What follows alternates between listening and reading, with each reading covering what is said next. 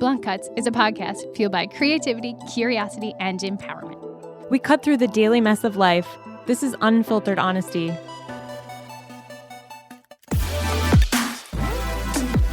Park your passive at the door. This is Blunt Cuts.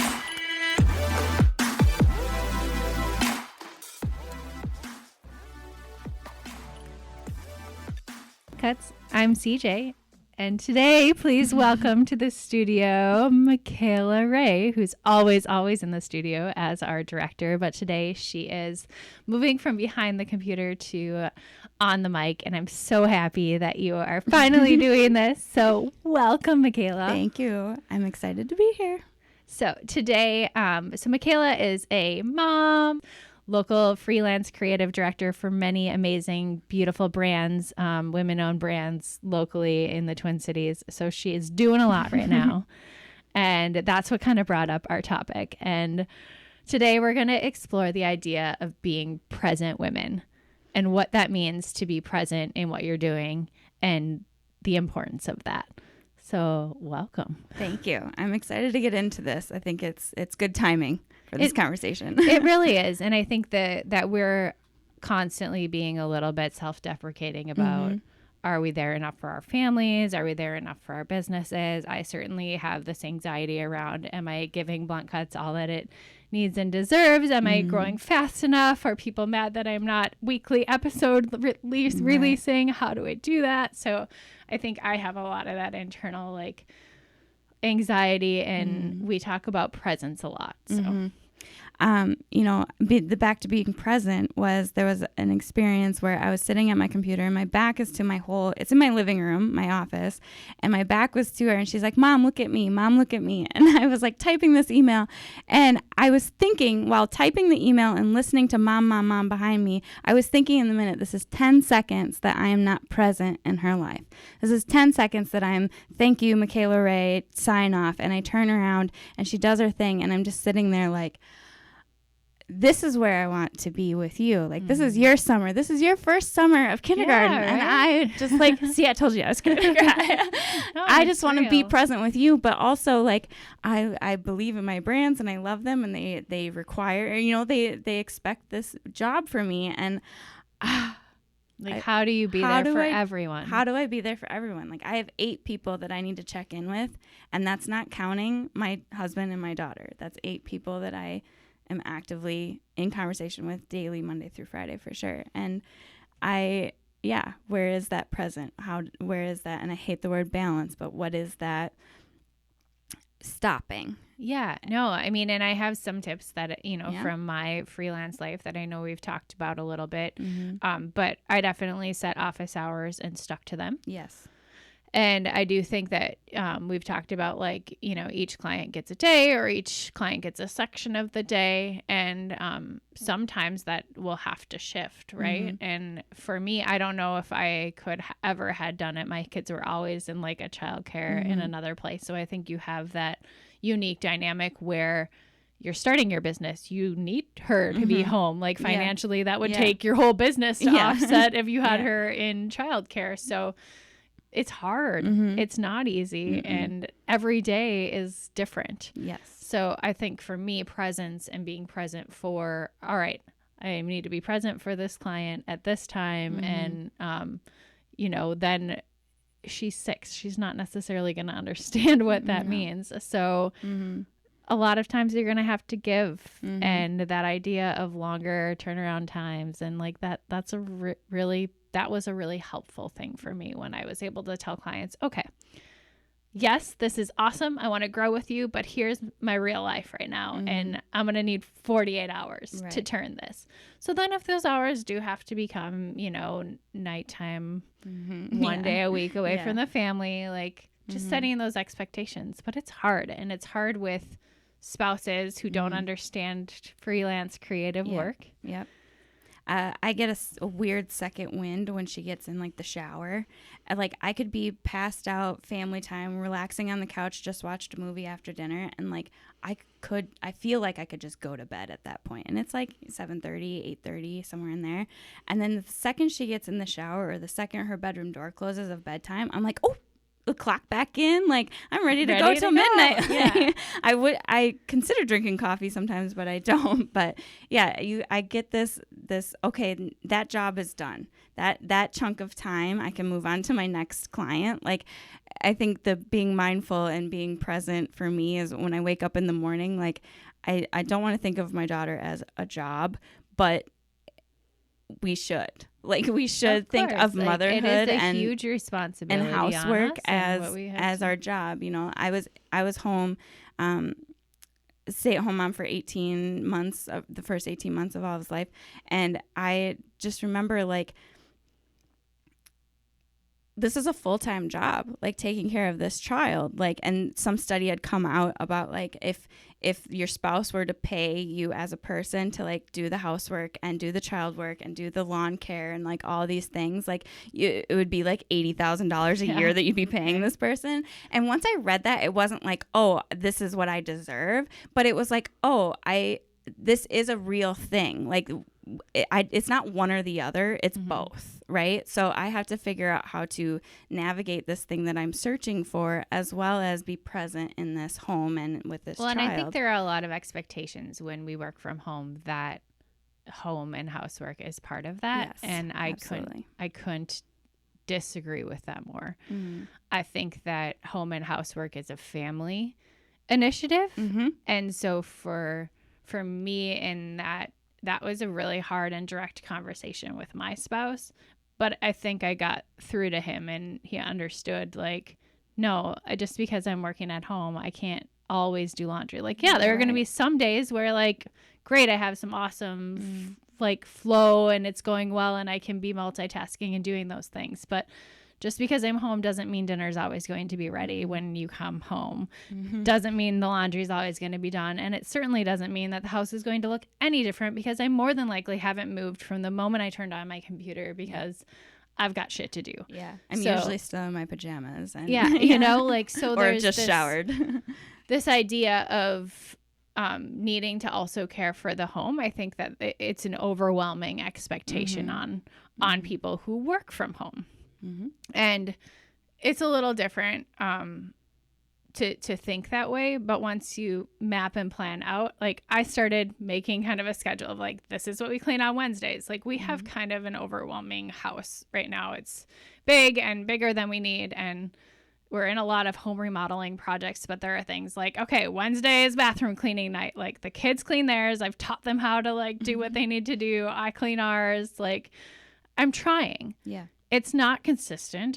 I'm trying, but I think that idea of being present and, like, calling upon like family to contribute and help on those efforts, like, has alleviated some of that opportunity and time when I am sitting down to work on something, right? But just sometimes, like what you're saying about making, like, a list, like, sometimes to get me present, I need to just write down all the things I have to get done in that day or that week or even that hour. Like, if I know Olive was in camp for 12 hours this week, 9 to noon, Monday through Thursday, I never felt like more of a power woman in my life. Like, I got so much done, including groceries and errands, on top of getting ready to go on vacation next week. It was great, much needed on both parts.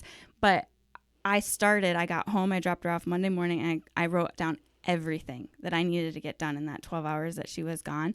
And the fact that when I picked her up at noon on Thursday, that I had crossed off my last box before that, it was the rest of the day, I was just very, like, aware. And then you could be present. I could. I really allowed myself to be present. We had fun. We did a craft. We ate lunch, you know, like, and most of the time my guilt and my presence that I'm feeling neglected is her. So when I can have the time to really focus on the other things, then everything that I'm in the moment with her and experiencing her life, everything else that is expected of me outside of that feels like it's right, feels like I'm doing a good job, that I'm understanding where I'm supposed to be and what I'm supposed to be doing. And that doesn't happen every time. That's just where I'm enlightened this week, because I've had a really influential week for me. That's good though. So yeah. like, take those learnings from this Yeah. week and apply them, right? Yeah. Like, but I think that's really good to be aware of, that that's your thing, that you're constantly like, that's where my presence pressure is. For me, it's always more on the business end, which is funny how we're different like that. But I think that if that's your presence pressure area, then that's so good to know and be aware of that, and like know that that's the one you have to fix first. Right. Like that's the one you have to be there most first, and then like figure out the other ways, the other things fall into place, right? But we can't be everywhere at once. No. So I think this idea of when you're with a client, you're very good at this, mind you, because I will text Michaela and it will take her a while to get back to me, which means that she's focused on what she's doing or who she's with. I'm not the best at that, especially because I have multiple things going on. So I always feel this like pressure to get back to people like right away, but then I'm not the most thoughtful always. So reminding myself like to take some time to craft a thoughtful email back versus just reply in a quick on my phone. That's something I'm working on. Like I want to be more present and more thoughtful, and sometimes that will take time. Yes.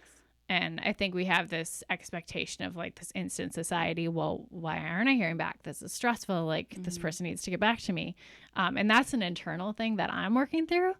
Cause like I will sit and refresh my email after I send an email waiting for like a reply, because I'm just like a crazy person and I want to keep moving and I want to keep checking off my list. But like, I know that there's other humans in this scenario that are hopefully being present where they need to be present. So for me, it's that like, calm down, like no, check this energy and then move on to the next thing on the list, and that one will come back. Yes. You know, Yes. so, but for me, I like to, when I'm focused on one thing or one business that I'm working on, may that be styling or may that be blunt cuts or may that be my creative direction at work, I have to be present in that. And like, or my children or the Girl Scout leading or whatever, like the bucket may be, like I have to get it done in there. But sometimes when it involves other humans, it's really hard for me, because it's like, well, why aren't they like getting back to me? This is my work time on this. And so like, that's so hard. That is a very good point of breaking the day up into 1 hour, 2 hour, whatever. And in that time, you can only start and stop, and you have to start and stop. And as someone who likes to complete like that task or that thing, like I've just gotten better of understanding what my tasks are in that hour, like that if I'm doing emailing or connecting or things like that, that I have to know that they're not going to get back to me in 5 minutes. Even if it's a Instagram DM, like I know that they're not going to reply in the seconds that I need them to. So what is my next thing off of that? How can I set up, something in the future, tomorrow or the next hour, to go back to a response. Yes. And I think the hardest part is being able to trigger back and forth. Like if at 8 a.m. I sent this email and then they don't reply to me until 4 p.m. and that's when my whole family's home and I really want to get back to them because there's a time commitment or there's something that they have a question about that I want them to know, like I have to stand and figure out, is it worthy enough? Is it that important to go away from your focused present need of your family? Yes. And to have those office hours, like at 4 o'clock, my brain is just trained now. At 4 o'clock, I'm either triggered in at home or I'm triggered in for creative outside of home. That's when meetings start and I do nighttime work. But it's a very important time of my day of how I transition into the next thing.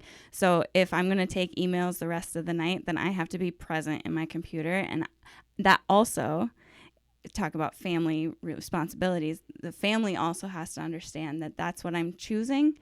And that's not more important, but because that is my job, and Olive just sees my husband go away all day. Like she doesn't know what he does, but she sees me like every plugging away and everything. Yeah. And she's like, okay, it's very weird for her too, so but they have to be set up, and I feel responsible or the guilt that if they're don't have the things, or dinner's not this way, or the house isn't this way, or there's an activity happening between the two of them, I have this guilt of like, why am I sitting here doing this? Why can't this wait till 8 a.m. when I sent it in the first place? I think you get excited and you remember, I sent this email and I want to respond. And then it well, is it's a like passion-driven career that I'm in. Like Mm-hmm. anxiety and creativity are driving this car. And I said that in my Instagram post yesterday. And I was like, I never felt more. That's just me. That is a good. I'm not a writer, and it's hard for me to put thought into word. But when I typed that, I was like, damn, that's good. that felt good. No, I could. That's me too. And I Yes. think that you have to have some sort of level of like tugging and pulling and anxious energy to feed and fuel this passion. Yes. But it's not easy, and it's not easy to park. And there are some times where you just have to be like, fuck it all. Yep. Like, fuck it all. I need a break. To all of you. Yep. I am done. I'm going to go feel wind on my face Yep. and lay in some wet grass for like 10 minutes. Well, and that's something that we like in all my creative communities talk about is like, being present, right? But like how to unplug, that word, but that transition of being present for you is very difficult. Yes. And that I hate the word self-care, but it is that idea of like, where and how do you become present for yourself in the sea of trying to juggle the presence for everyone else? And I think that is such an important thing. Yeah.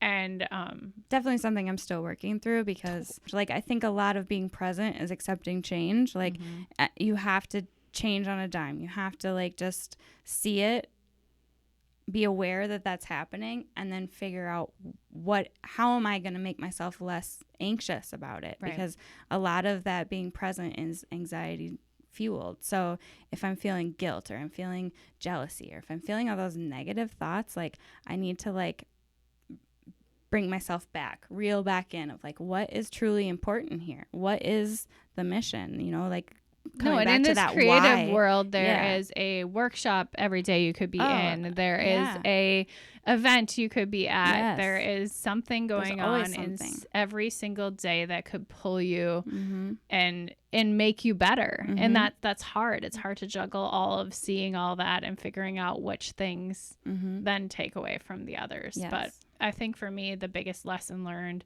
in this space is when I am doing something, do that 100%. Absolutely. And be there and be present for that. And remember, if I'm in the studio, I'm not looking at my email, So like if I'm here and I can do that because I have to be, because I'm attached to a microphone and, no one wants a pause while I'm on my email. Why can't I have that mentality when I'm with my kids or, so I've been trying to shift that as much as possible, and whatever I'm working on, I need to be focused on that. But then in turn, having delegation of still having the businesses going on by asking for help and bringing others in is the next chapter that I'm really working on. Right. So not yet learned lesson in progress. Yes. Well, I've learned a lot of lessons from you, and that's what's fun about being on this side of the podcast is I've spent the last year listening to you talk with other women about your lives and your stories and everything, and I get the immediate takeaway of all these lessons that everyone else is hearing, that it's in real life, and I get to apply them to my real life when I hear them, and I get them first, so Totally. I feel like I can take those and apply them to my life, and there's moments where I sit in the chair and I just think like, how is this a reality? How did I get here? Like you have these moments, and for me that is being present in the wow, like look at us doing this thing, like just looking at us doing this thing, like it's pretty magical, and that we're making the time to do it, right? And to feel that this is important. And I think with the passion stuff and motherhood and everything, like it all is important. We're just all trying to figure out how to create this. Like my husband doesn't understand what I do, and I kind of like that and I kind of hate that, right? Like it's not just a normal thing, but the fact that I'm happy in my career, I'm happy in my motherhood, that I can have, this is the problems that I have, the time management is a problem. Okay, like that's a solution, right? Like there's therapy for that. There's podcasts there's tools, for that. There's ways, friends for that. There's all these things. There's coloring for that sometimes. So, I'm excited to be here on this side talking to you because you've influenced my life and brought me present many times. You have literally held my hand and pulled me in all the right ways. So thank you for always having my back. And absolutely love you and love that we're doing this journey together. And I couldn't think of anyone that I'd rather be in a room with, a really tiny hot room. Hot room.